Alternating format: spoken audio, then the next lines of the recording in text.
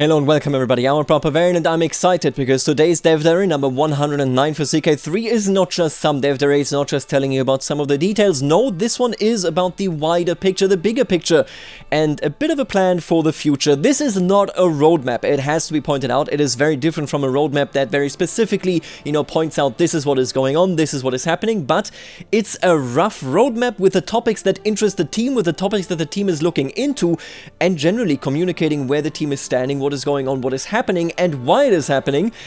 I think I love this Dev Diary. As much as obviously in certain areas I'm like, okay, this might not be my personal preference, but man, this is communication, this is openness, this is something that I've really been looking forward to.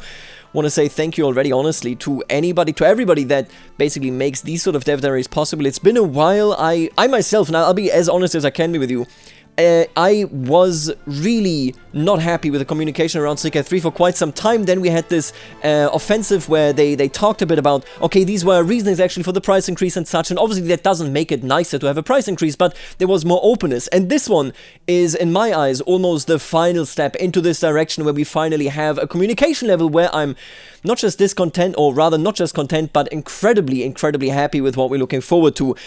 In a way, this floor plan actually also has a very vague roadmap going forward. We're going to get to this in a second, but this addresses so many points. Let's work our way through it. There's a lot to be talked about here, and I, of course, want your thoughts in the comments as well. Let's just jump in. A long time in the making, this diary is dedicated to plans and what we have in store for CK3. From more present matters to musings and thoughts ranging into the far future. Crusader Kings is a unique game series and one that has been close to my heart for a long time. The focus on characters as the driving force, emergent narratives and player freedom to make it truly stand out. Ever since I took the reins of the project, I have continued to follow the original vision, which some of you might remember from the very first Dev Diary. Character focus, player freedom, progression, player stories and approachability. As you can see, the points correspond fairly well with my initial sentiment, and I do not intend to deviate too far from these points.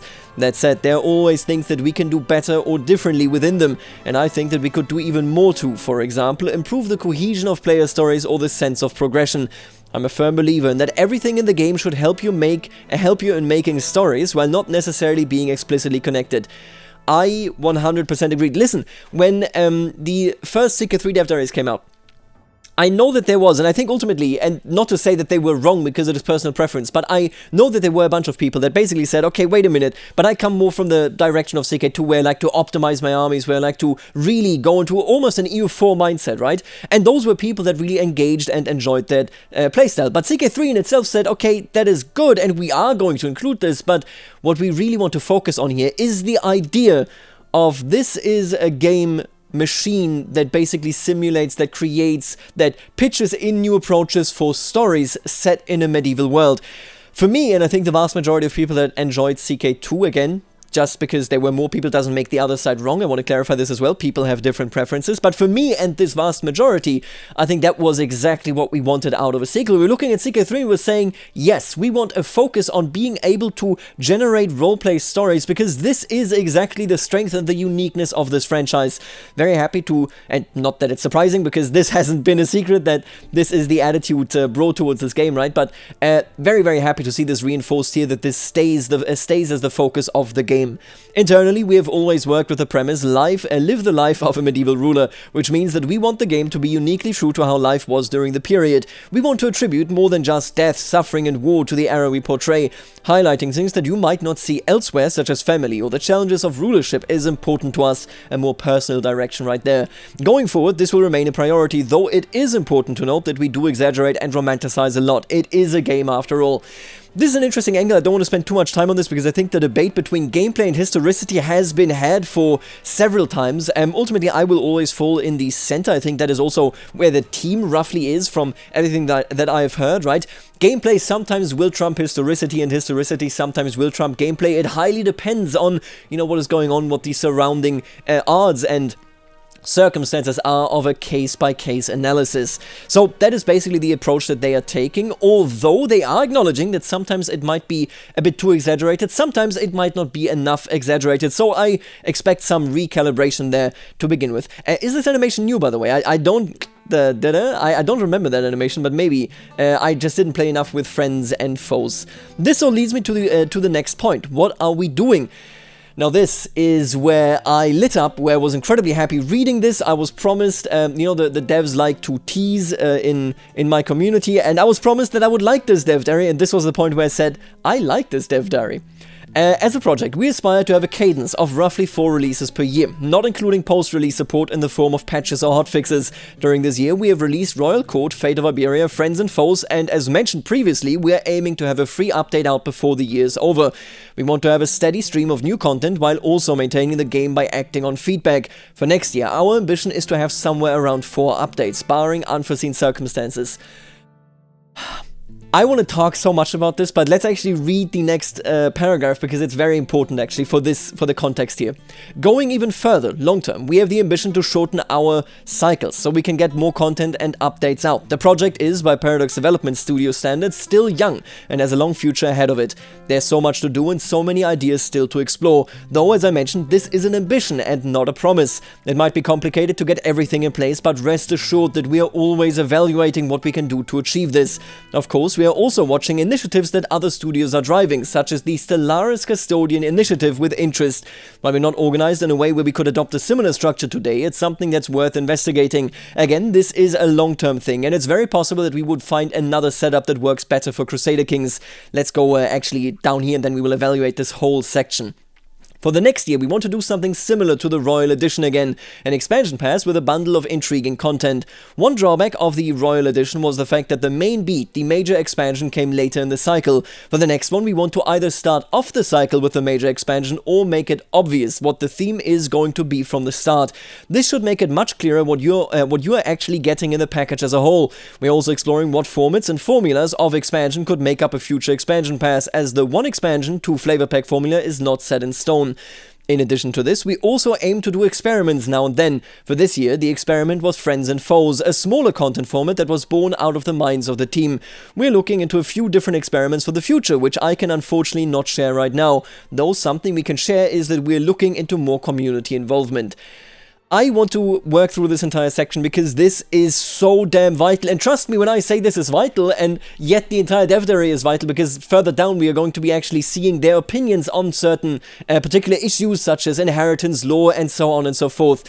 Let's talk first about the cadence. They want to have 4 updates, so on average 1 per quarter, although of course that could differ, but in this year it has been Royal Court, Fate of Iberia, Friends and Foes, and as mentioned, a free update. Now the free update, I don't expect much, I'll just be honest with you. When it comes to this, I think a major problem that I still have with CK3, just because it is so difficult to actually pinpoint anything, I don't know what to expect from a free update. Is it going to be AI work? Is it going to be an internal rework? Is it going to be a free update with a feature, right? These are the questions that I ask myself, and right now, with no expectations, since that is a big range, right, reworking things to new content, I can't say whether that feels right as a 4th amount of content, but I don't think it actually matters. This is a statement. This is something where we can actually look towards, okay, here's our expectation. We want 4 major updates per year. When you look back, when you look at not just this year, but the year before, that wasn't really something that we've seen, right? Things were quite hazardous. Things were difficult for the development of CK3, and obviously ambition always goes a bit further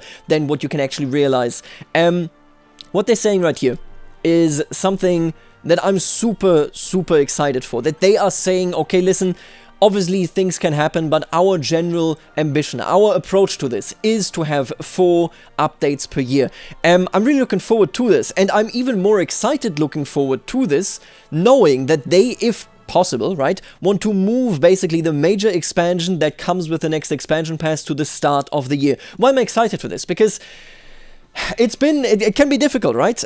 Being a fan of a game that you play very actively. Obviously, if you play something very dedicatedly, very actively, if you keep track of dev diaries and so on, then you're going to look at something, you're going to say, oh man, I really wish that there was more content, right? Ultimately, you can't have infinite content, but man, getting the major expansion would be good for multiple reasons. It would really refresh the game, no matter how you look at it, and at the same time, it would make it extra clear that you then know what you're actually getting in the expansion pass. This was one of my main criticisms when we talked about the price raises and so on and so forth. My main issue was that this pushes people more towards the expansion pass, but with the initial one, people weren't even sure what was at all going to be in it outside of 2 flavor packs and 1 expansion pass. What that meant in size, you couldn't tell. With this new promise of 4 per actual year, you can now basically bet, I would say, that the expansion pass probably, well, not bet, okay, again, things can always happen, but the general assumption that we now can have from the outside is that an expansion pass will probably last for about a year, which the initial one didn't because of unforeseen circumstances, right?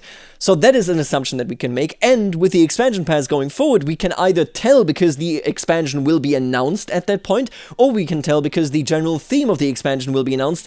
We can tell whether you will actually be interested in the content of the expansion pass. This was my main criticism. I said I did not like at all that you're looking at a situation where, obviously for me, Royal Court, I like the Royal Court, I think it was a great DLC, really fun to play with it, and just an exciting piece of content. And I gotta tell you that the Royal Court was interesting to me, but if you buy the expansion pass and you didn't want the Royal Court, you would have obviously gone, my god, this sucks.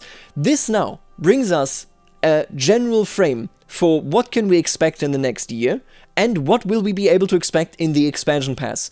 This is the transparency that I was longing for. This is what I wanted to see. Obviously, long term, this will again change after the next year, maybe after 2 or 3 years. Long term really should mean long term, right? But they even want to shorten the cycles beyond that.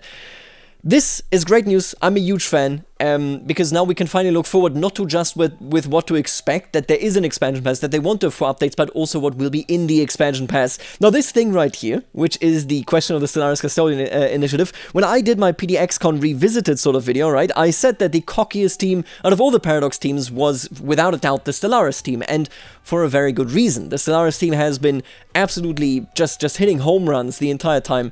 They all know they've been hitting home runs, and they have been in a really good setup, I think, for themselves and for the community. It clearly seems to be a sustainable model that works in both directions. So that is very happy to see. They have a right, basically, to be cocky, right?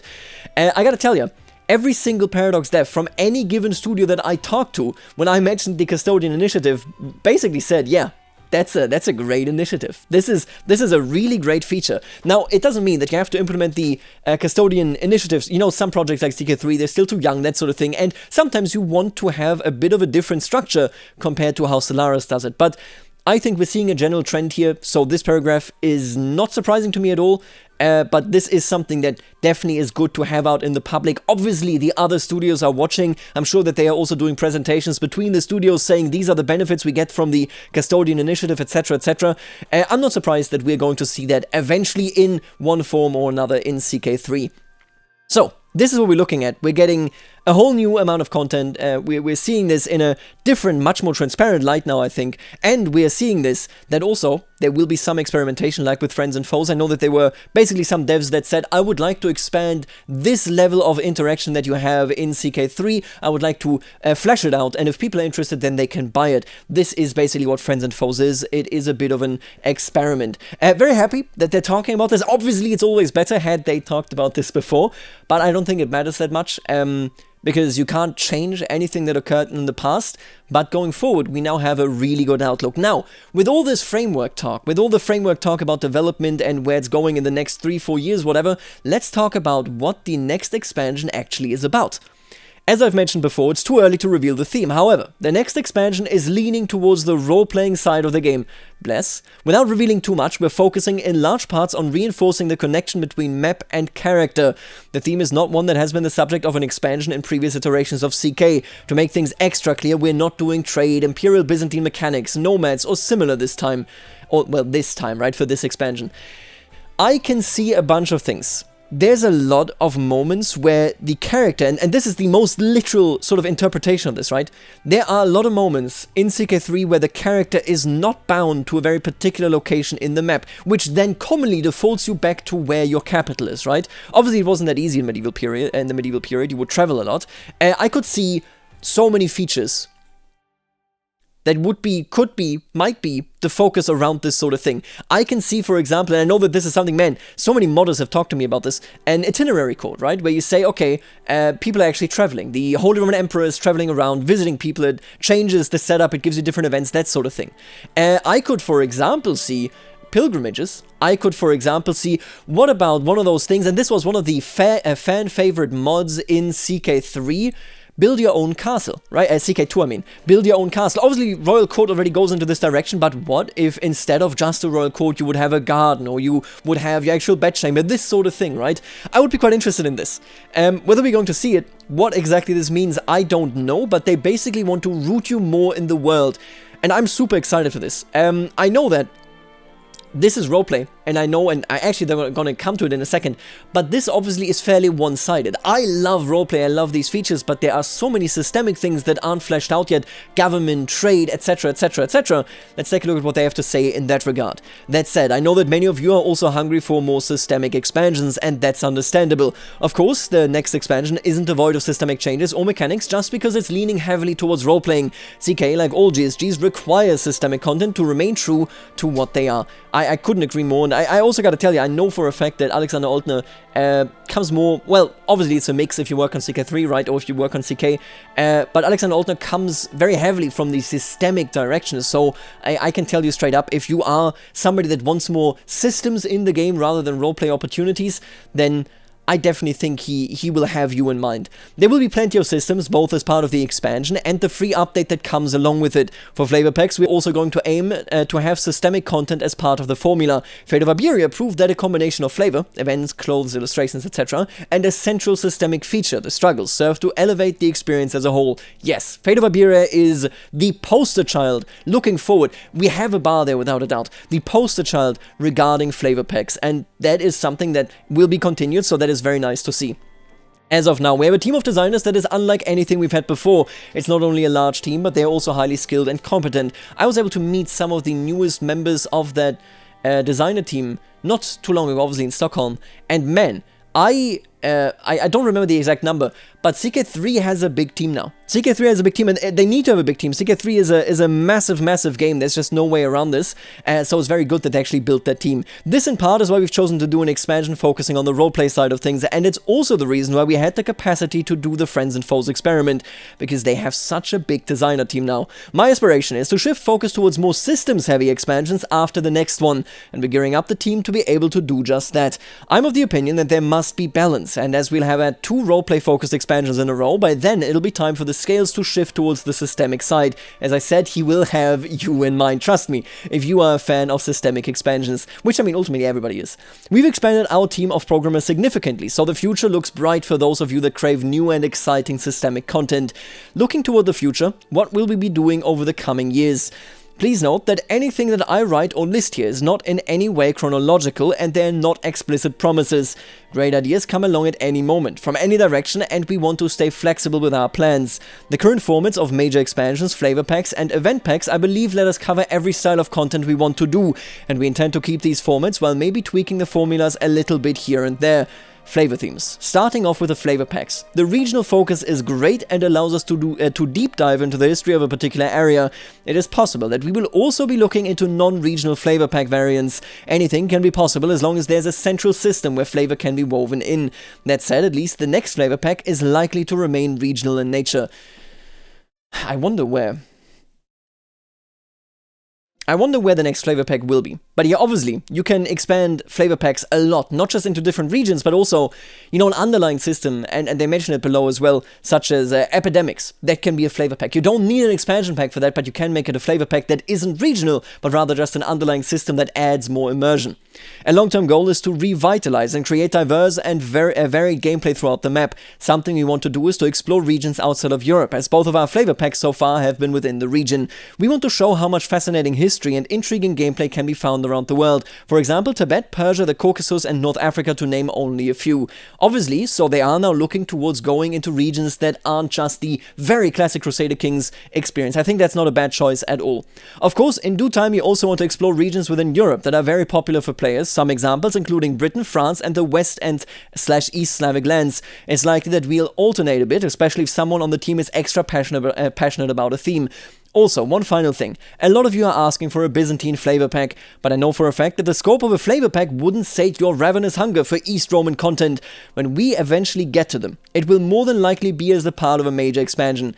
Great news. That is exactly how it ought to be. As for non-regional, there are some ideas floating around, further exploring governments such as the tribal government, or building flavorful systems around for example, epidemics, which is a system that would foundationally be free if/when we make it, etc.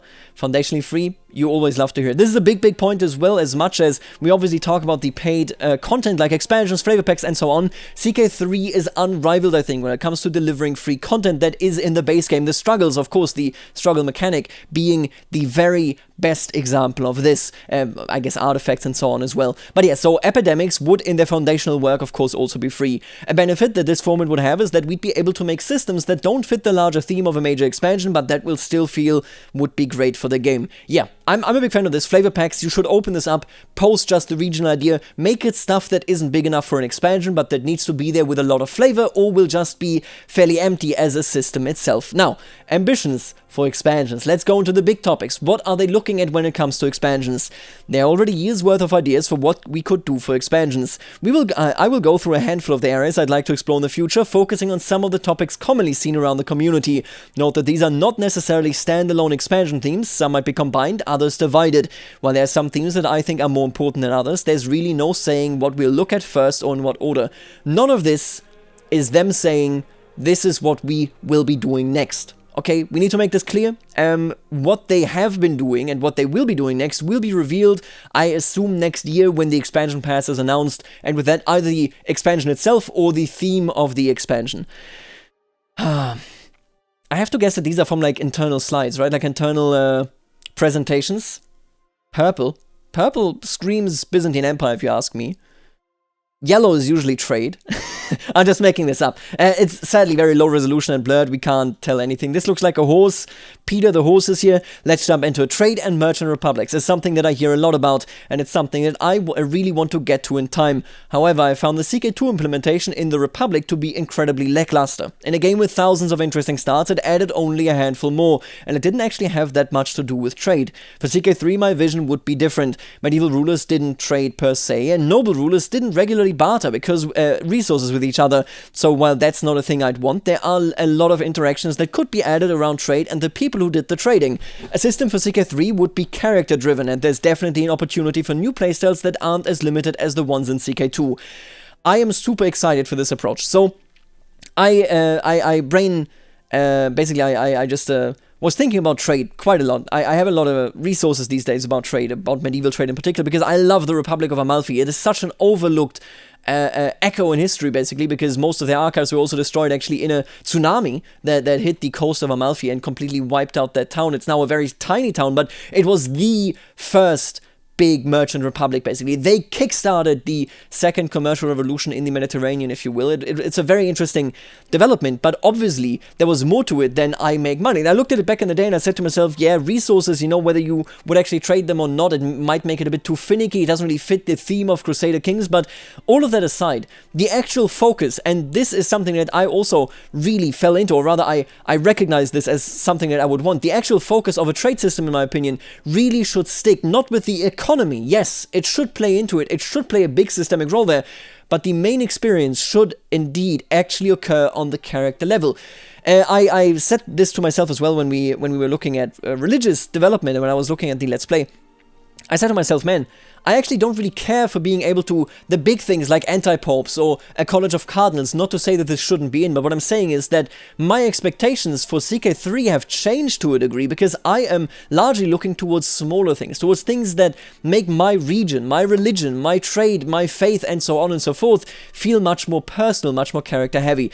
In trade, you can, for example, do this by actually interacting with people, by having a certain trade route bring strange people. You all of a sudden have an interaction. You see this already in the Iberian struggle, where you have this event where the Slavic slaves that were taken and brought to Iberia come to you and say, can we live here? This is an interaction that happens on the character level and basically is a result out of the economy, right? I really like this approach. Obviously I want an underlying system, but the fundamental idea here, that you shouldn't just repeat, hey, we have a special government form that is basically just you dumping money and then declaring wars for trade posts and then declaring wars for cities and then declaring wars for counties. That isn't just that, but that actually connects the characters that are involved in these actions. There's, for example, a very interesting story from the Cairo Geniza, which is a Jewish chronicle that was preserved. I believe it's around 1,000 years of history. Jewish population in Cairo. And of course, you can really glean a lot of information past that community there. For example, how they traded with Amalfi, how they traded in general, what goods they traded. And a highlight that I actually really like is the fact that basically there were certain ships. So the lords themselves didn't trade, but there were certain ships that, for example, belonged to the Bay of Aleppo. And that ship would have trade rights that would let them enter and leave a harbor much quicker than any normal merchant ship would.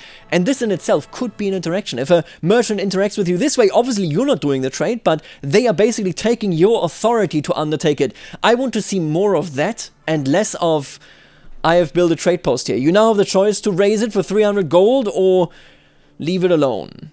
And I definitely just basically want to see more of this is the character explanation, and this is the exact right, the same, I think, approach that I also have in mind. Super excited for this whenever it may come. Imperial mechanics, especially in relation to the Byzantine Empire, is another common topic. Empires are generally not very exciting. Essentially having the same mechanics as a king does. I believe that there's an opportunity not only for emperors, but to be part of an empire.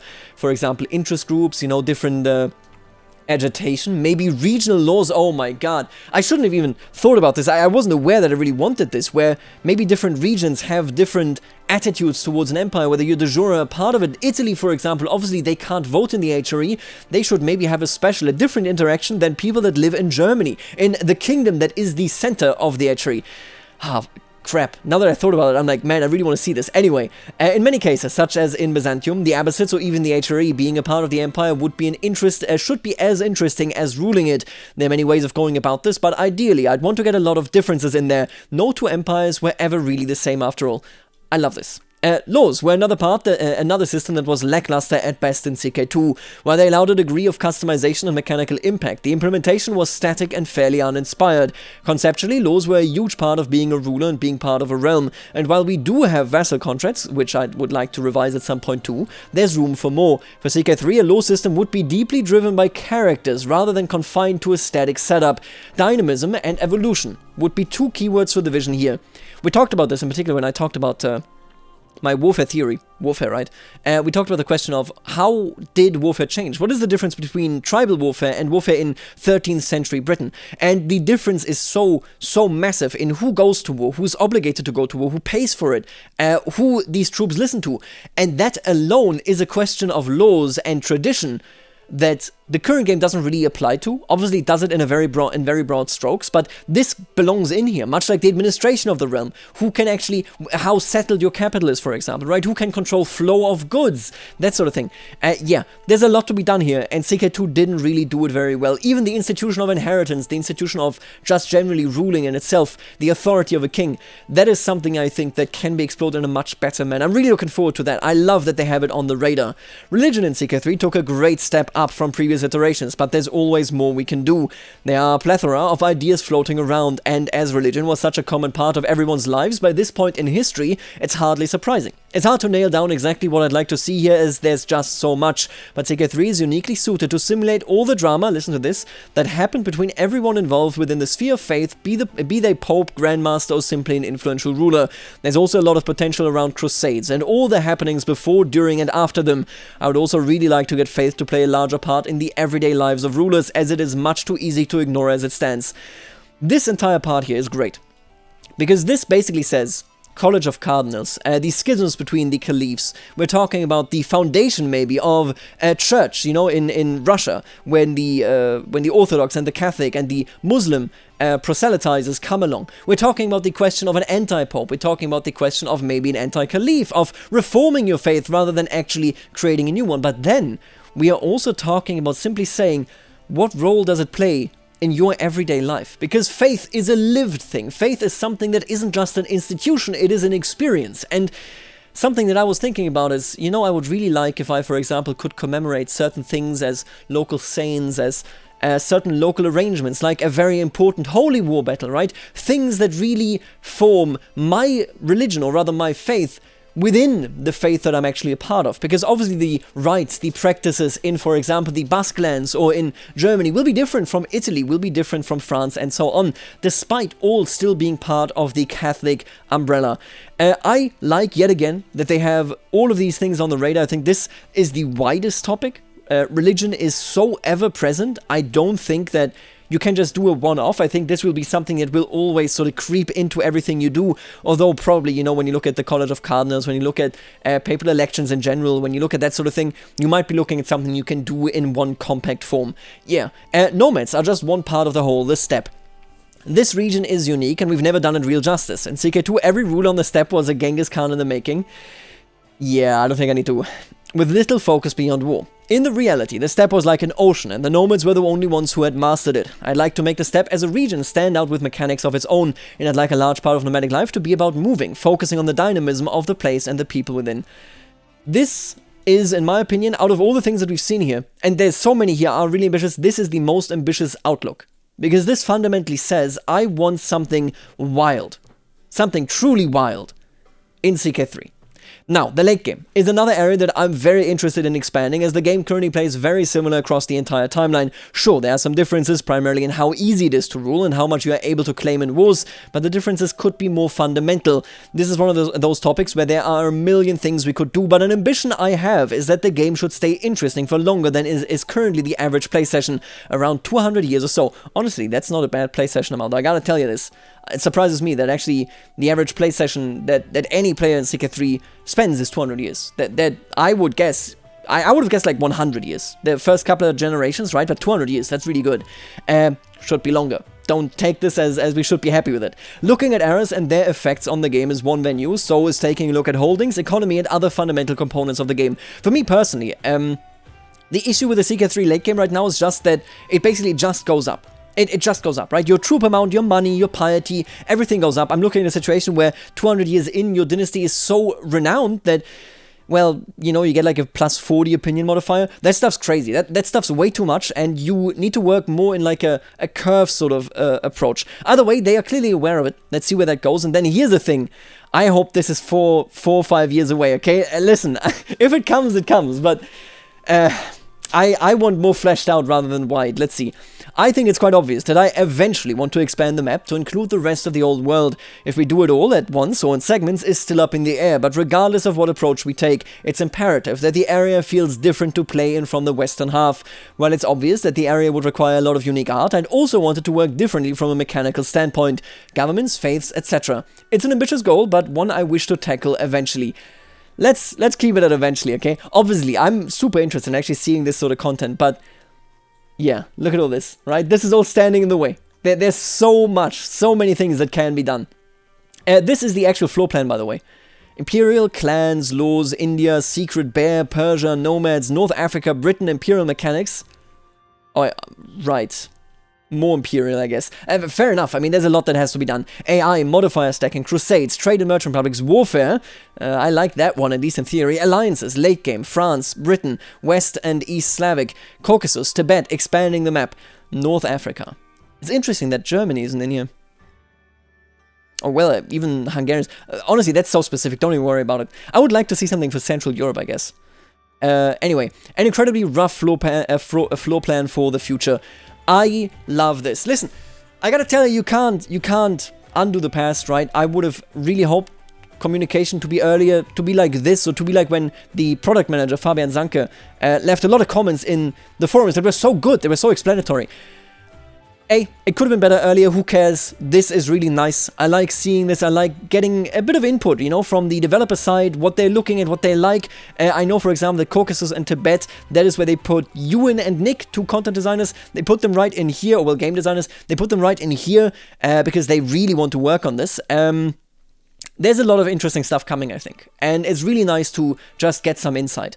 Now, general areas. Of course, there are also areas of the game that I want to revisit, rework, rebalance, or expand in general. It's not all about expansions of flavor. Existing systems and core loops must be revisited now and then to keep the game in a good state. Of course, this would be done in free updates, either freestanding or as a part of a bigger release. Here are some of the things that I would like to get to within a reasonable timeline, some more important than others. This is not an exhaustive list. Alliances are too binary as they stand. While it's true that it's easy to understand how they work, it also results in a lot of unwanted busy work when you have to fight in wars that you have no interest in, or you have to take a big prestige hit for. At the same time, it's much too easy to get a lot of allies that at a moment's notice are ready to drop everything in order to help you in your wars. I'd like to see a pact-based system where you have to negotiate more without making it annoying to fight and get the alliances you need. You should, for example, never be fooled into a marriage hoping to get an offensive alliance where it turns out you simply can't. Exactly how what we do is still in the works, but it is high up on my list. Super excited for this. This is cool. I like this a lot. Clans do not feel unique enough while they have some mechanics that simulate the sphere's tendency for spectacular rises and falls. There's more we can do to show the differences from feudal. I'd like to explore what made clan realms so different historically and draw upon that for a more flavorful set of different mechanics. I can't read anymore. I definitely also want to make the clan, as in the group of people, matter more in the government bearing its namesake. I'm interested in this. I think non-European governments forms that aren't just quote-unquote tribal, in general, deserve more approach. I mean, personally, I'm still sort of hoping for a government approach that is a lot more modular, where you look at things a lot from a different angle rather than I am feudal, these are the rules, I am clan, these are the rules. I would like to see some mixing and matching, but yeah, clan right now, obviously, you know, if we're just talking about reworking and revisiting and revamping, does deserve some more attention. Now, here comes the big one, and it leaves me dissatisfied, but I think that surprises nobody. Warfare is not and never will be a primary focus for CK3. That said, it's not as character-driven as it could be, outside of Commander Advantage and the occasional Great Knight. There's also a real problem with delivering content, usually in the form of events during times of war, as a player more often than not gets interrupted by something appearing in the middle of the screen while maneuvering units. I'd eventually like for us to be able to deliver content in a way that doesn't interrupt warfare, and use that system to highlight characters and heroic acts. Battle of Agincourt, anyone? I'd also like to rework the major annoyances of warfare such as supply. You and I both know that if you follow this channel for any amount of time, as long as it's micro, I think you can't fix the core issues of the system, okay? I've said this 1,000 times, I'll say it 1,000 times more. Any more to warfare nonetheless would be good. I don't think this would solve the core issues that I have if you make it more interesting for events, if you bring characters more into a microsystem. I think the micro issue of I am optimizing these units, I'm bringing them into position, I'm faking out the AI, I don't think you can take that away.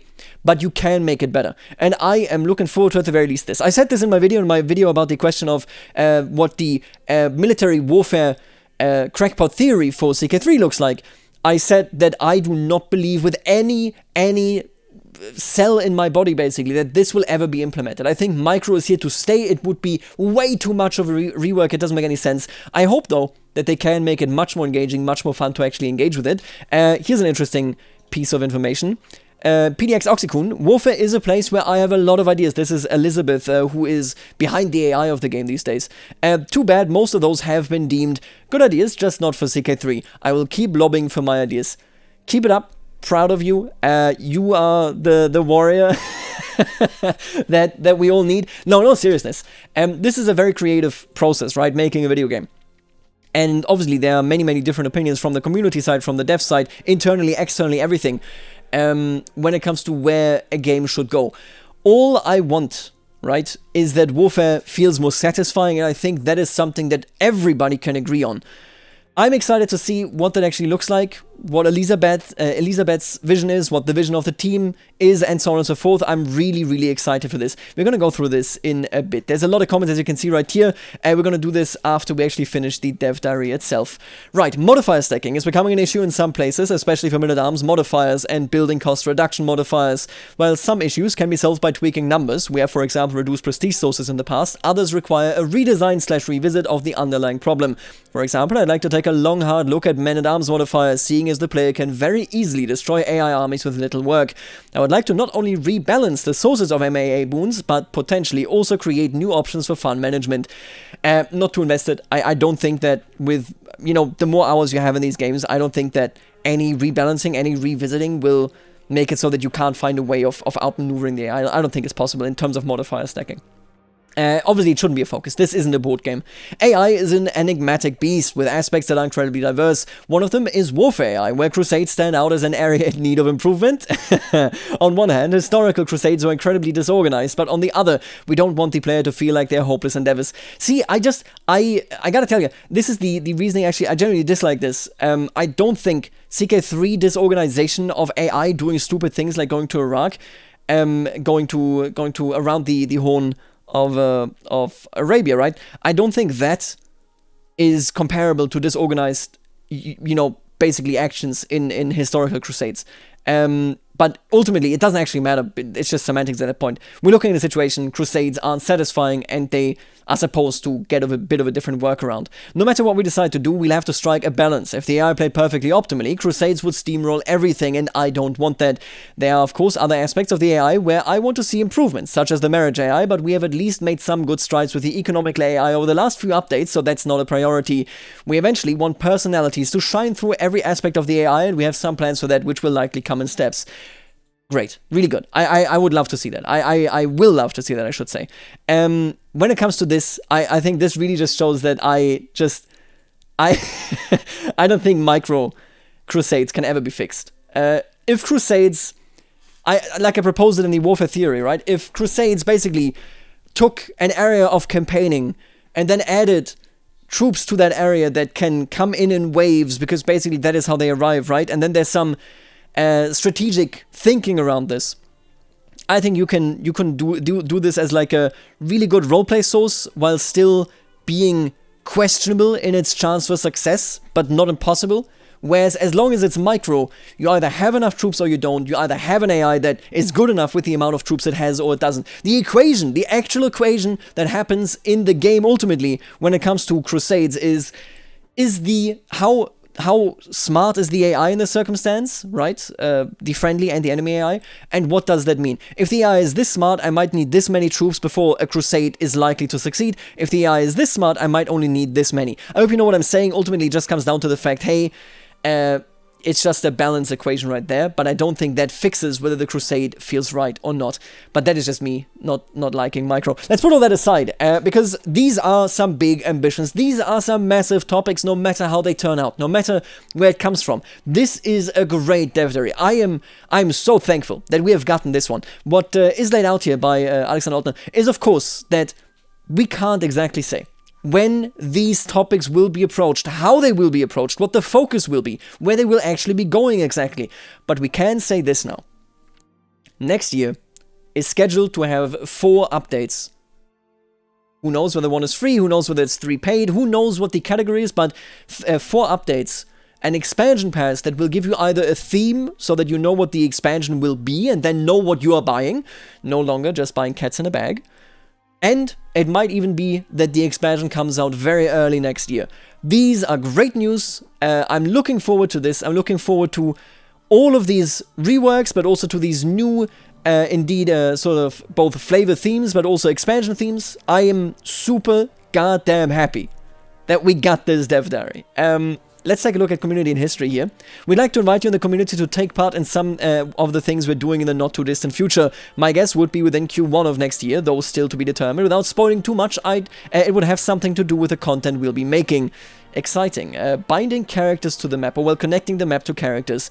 Who knows what that could be? Well, not directly related to the game, and at least, if you ask me, incredibly cool initiative that we'll be driving is to have more collaborations with historical media. This goes hand in hand with what I mentioned early on in this dev diary, regarding us wanting to show how medieval life actually was. This means that you'll be seeing even more podcasts, videos, etc. about themes close to the game. Who knows, we might even get historians or professors to be guests or consult for our upcoming content. Really, really cool. For those of you playing on console, there will be a post later this week answering some of the questions you have. Very, very cool as well. If you're a console player, finally they're going to approach this. I know that there has been too much silence, so that is nice. Let me know what you think about all the themes. What are your highlights? What do you really want to see? What can you sort of sit out? You know, what is coming your way? I am very happy that before the year's over, we're getting this sort of transparency. Now let me just highlight the dev answers, and let's just examine those before we finish this video. Alright, so I have highlighted it. I do want to say not too much here that is actually fundamentally new. Obviously, there's already everything in the damn dev diary, and everything else is locked behind an NDA, I assume. I just want to reiterate, Elizabeth, please do keep fighting for warfare. I know, God knows, we all are thankful to you. Anyway, this is Nick right here, really hoping and optimistic from the rest of the dev diary that we will see more opportunities for progression towards outside of territorial expansion in the future. that is definitely something we want to improve. Territorial expansion at the expense of all else is something of an antithesis for how CK3 best works, so simple map painting isn't something that's top of our priority list at all. I know you can't get into it too much, but can you say anything to what degree, if any, reinforcing the connection between map and character is going to be graphical in the way Royal Court was? Not really in the same way as Royal Court. Interesting. So maybe not the idea that I had with the, like, castles and that sort of stuff, right? Who knows? Really glad this is the approach that you have in mind for trade. Character-driven and about interactions with the people who did the trading rather than resource management. 100% our intention. This game is not Victoria. Trade is explicitly not something we want to sit there and go crazy in depth with from a number and resources standpoint. That game is much more well suited to that. Instead, it should be about how trade developed, the people and the places in which those people lived. CK3 is about them. Yes, I agree. I agree a whole lot. This right here is about the question of map expansion, and maybe with that also bringing in natural disasters. You are talking my language. I love the idea of natural disasters and the like as content sometime in the future. Ewan right here. Going to continue to be boring on this and use every single opportunity to ask for council power and council laws that restrain the player's actions and have to be untangled over the course of the game. Getting out from under your council. It really made a difference in CK2, slowed early game snowballing, gave a sense of progression beyond territorial expansion, and the risk of backsliding into a council-run realm was a risk to be managed in the mid/late game. I would like to make a much more detailed council mechanic in some form personally. That is Ewan right here. And I think that is it for this dev diary. Let me know what you think. I'm so glad that I was available when this dev diary came out, because I wasn't sure. I said to myself, maybe it's not going to be worth it, maybe it's just going to be a fairly small thing. They changed the attitude towards dev diaries just recently, where they want to do fewer dev diaries overall. This was more than worth it. Really cool. Just, I think, community interaction and transparency here. Big fan.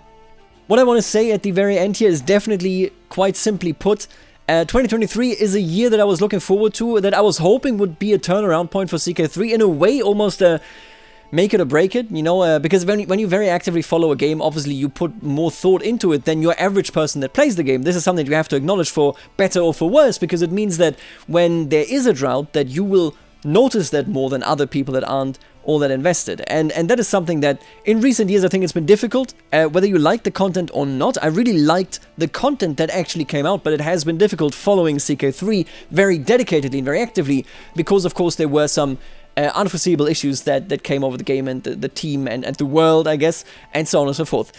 With this dev diary, I am reinforced, I think, in betting on make rather than break for 2023, because I think